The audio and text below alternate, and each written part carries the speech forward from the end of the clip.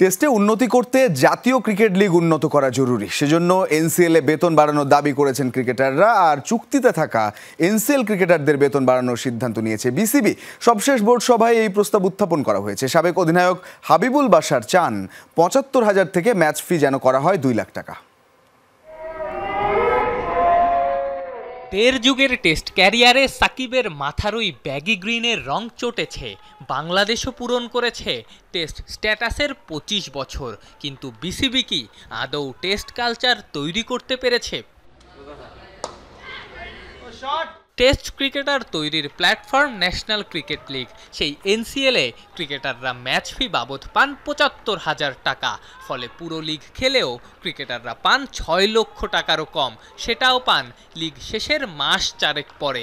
আর category ভেদে চুক্তিতে থাকা ক্রিকেটাররা মাসে মাসে বেতন পান ২৫ থেকে ৩৫,০০০ টাকা।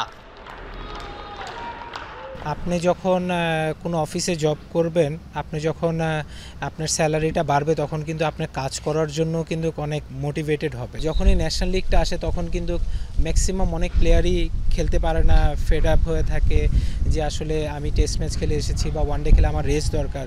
বাট এই রেস্টটা কিন্তু ডিপিএল এবং বিপিএলের সময় কেউ নেয় না। তো আপনাকেও ইম্পর্টেন্স দিতে হবে যে এনসিএল জিনিসটা কি এবং ফার্স্ট ক্লাস ক্রিকেটটা কি, সেটা আপনাকে নিজে থেকেই ইম্পর্টেন্ট দিতে হবে। আর আপনি ইম্পর্টেন্ট তখনই দিবেন যখন আপনার এই ম্যাচ ফি এবং আপনার বেতনটা বাড়বে। ইন্ডিয়ার রঞ্জি ট্রফিতে এক দিনের ম্যাচ ফি ৬০,০০০ রুপি, ৪ দিনে যা দাঁড়ায় ২,৪০,০০০ রুপি। এরপরও ক্রিকেটারদের রঞ্জি খেলতে আগ্রহী করতে সেই ম্যাচ ফি ২ থেকে ৩ গুণ বাড়ানোর প্রস্তাব দিয়েছিলেন সুনীল গাভাস্কার। বাংলাদেশের বেলায়ও একই প্রস্তাব সাবেক অধিনায়ক হাবিবুল বাশারের। বেতনটা আর একটু বেশি হওয়া উচিত অবশ্যই, বাট ম্যাচ ফিসটা আরও বেশি হওয়া উচিত, আরও লুক্রেটিভ হওয়া উচিত। Not 60,000, should be around 2 lakh, 2.5 lakh এরকম হওয়া উচিত বলে আমি মনে করি। অনেকেই ফার্স্ট ক্লাসের সময় অনেকের ব্যক্তিগত কাজ দেখান কিংবা অনেক সময় অতটা আগ্রহ দেখি না যতটা থাকা উচিত। স্যালারি যদি বেতনটা বাড়ে, ম্যাচ ফিস বাড়ে, তখন মানে এটা তারা আরও বেশি ইন্সপায়ার হবে না। তখন দেখবেন আমার মনে হয় তখন অনেক খেলোয়াড়ই হয়তো ন্যাশনাল প্লেয়ার হয়তো তাদের গ্যাপ আছে, তারা তখন খেলতে যেতে চাইবেন, because they are all professionals. এরই মধ্যে অবশ্য চুক্তিতে থাকা এনসিএল ক্রিকেটারদের বেতন বাড়ানোর সিদ্ধান্ত নিয়েছে বিসিবি। সবশেষ বোর্ড সভায় এই প্রস্তাব উত্থাপন করা হয়েছে।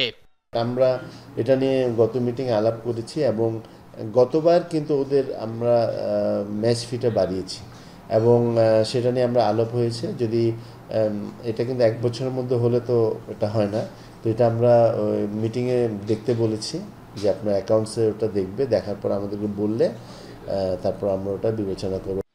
অবশ্য শুধু বোর্ডের আগ্রহই না, ক্রিকেটারদের খেলার প্রতি যত্নশীল হওয়ার আহ্বান সাবেক অধিনায়কদের। আফনান পিয়াল, যমুনা স্পোর্টস, ঢাকা।